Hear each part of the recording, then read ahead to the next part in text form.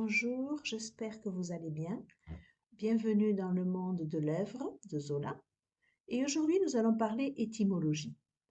Vous avez dû entendre assez souvent je suis charrette ou faire charrette. C'est une expression qui signifie être en retard ou près de la limite pour finir quelque chose comme un projet. Quelquefois, on fait charrette pour y arriver. Et en gros, ça veut dire travailler comme un malade pour être dans les temps. Contrairement à ce que l'on pourrait penser, ce terme ne vient pas du domaine de l'agriculture, mais bizarrement de celui des beaux-arts, et en particulier de l'école d'architecture. Les étudiants y devaient rendre des projets, normal, et alors que certains étaient bien organisés, ce n'était pas le cas pour tout le monde. Alors ils passaient la dernière nuit avant de devoir rendre leur projet, dans une ambiance plutôt festive, à travailler avant de déposer leur travail dans une charrette. Et cette charrette, elle serait traînée jusqu'au salon des rendus, qui était un bureau spécial dans l'école des beaux-arts pour évaluation. Et cette pratique, elle a duré jusqu'en 1968, je crois. Mais j'ai l'impression que du temps de Zola, c'était quelque chose. Et il nous explique très très bien. Alors la manière dont Zola nous présente la charrette, c'est plutôt au petit matin. Donc à la fin, quand les derniers projets se terminent. Et il y a Claude, l'artiste, qui cherche son copain d'enfance Dubuche, qui est élève architecte. Il ne le voit pas chez lui et on lui dit qu'il avait passé la nuit à finir des projets ou à aider d'autres personnes à en finir. Et on arrive là, vraiment ambiance lendemain de fête.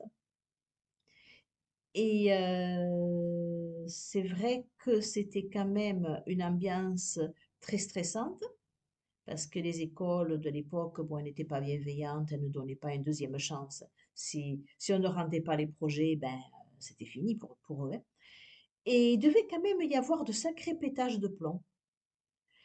Et des pétages de plomb qui avaient l'air tout à fait acceptés. Je vais vous lire un extrait et c'est vrai que moi ça me choque, mais jugez-en vous-même. Mais Claude, ayant poussé la porte, demeura immobile sur le seuil. La vaste salle s'étendait avec ses 4 longues tables perpendiculaires aux fenêtres, des tables doubles, très larges, occupées des 2 côtés par des files d'élèves, encombrées d'éponges mouillées, de godets, de vases d'eau, de chandeliers de fer, de caisses en bois, les caisses où chacun serrait sa blouse de toile blanche, ses compas et ses couleurs. Dans un coin, le poêle oublié du dernier hiver se rouillait, à côté d'un reste de coque qu'on n'avait même pas balayé. Tandis que, à l'autre bout, une grande fontaine de zinc était pendue entre 2 serviettes. Et, au milieu de cette nudité de halles mal soignées, les murs surtout tiraient l'œil, alignant en haut sur des étagères une débandade de moulages, disparaissant plus bas sous une forêt de thé et d'équerre, sous un amas de planches à laver, retenues en paquets par des bretelles. Peu à peu, tous les pans restés libres s'étaient salis d'inscriptions, de dessins, d'une écume montante, jetée là, comme sur les marges d'un livre toujours ouvert. Il y avait des charges de camarades, des profils d'objets déshonnêtes, des mots à faire pâlir des gendarmes, puis des sentences, des additions, des adresses, le tout dominé, écrasé par cette ligne laconique de procès-verbal en grosses lettres à la plus belle place. Le 7 juin, Gorju a dit qu'il se foutait de Rome. Signé Godemar. Un grognement avait accueilli le peintre, le grognement des fauves dérangés chez eux. Ce qui l'immobilisait, c'était l'aspect de la salle, au matin de la nuit de charrette, ainsi que les architectes nomment cette nuit suprême de travail. Depuis la veille, tout l'atelier, 60 élèves, étaient enfermés là, ceux qui n'avaient pas de projet à déposer, et dans les autres, les concurrents en retard, forcés d'abattre en 12 heures la besogne de 8 jours. Dès minuit, on s'était empiffré de charcuterie et de vin au litre. Vers 1 heure, comme dessert, On avait fait venir 3 dames d'une maison voisine, et sans que le travail se ralentît, la fête avait tourné à l'orgie romaine, au milieu de la fumée des pipes. Bon, je vous passe la suite des détails, car Zola y rajoute des détails encore plus glauques. Mais j'aimerais quand même attirer votre attention sur un point assez intéressant sur l'histoire et sur la relation entre les personnages.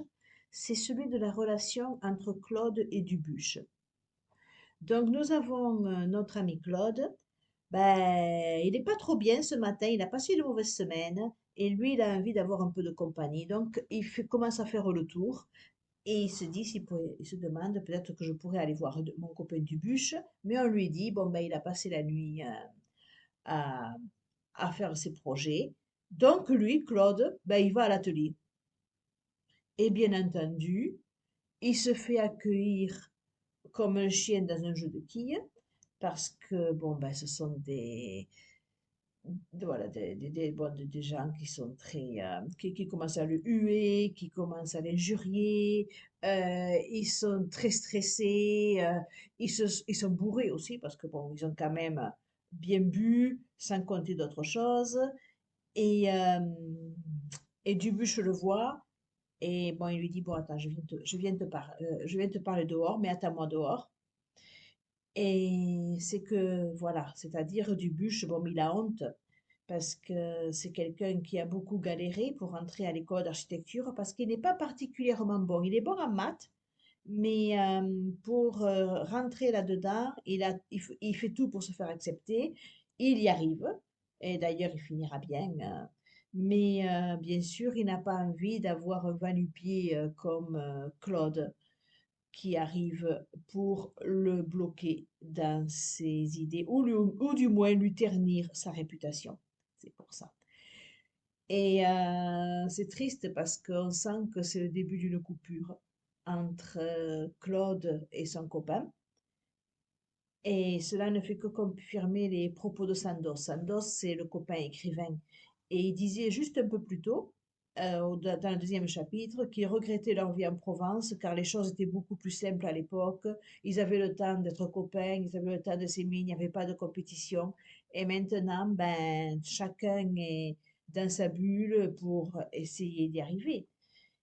Et c'est vrai qu'on verra que Dubuche est quelqu'un qui va réussir dans la société sans avoir beaucoup de talent, mais il saura frapper aux bonnes portes. Et alors que Claude, qui a décidé d'être rebelle, ben, il ne pourra jamais s'intégrer. Et malgré son génie, ben, la fin va être tragique. Bon, ben, j'espère que ça vous a plu. Et laissez-moi un petit pouce ou un commentaire. Vous pouvez aussi vous abonner. Et dans 15 jours pour une autre histoire. Au revoir.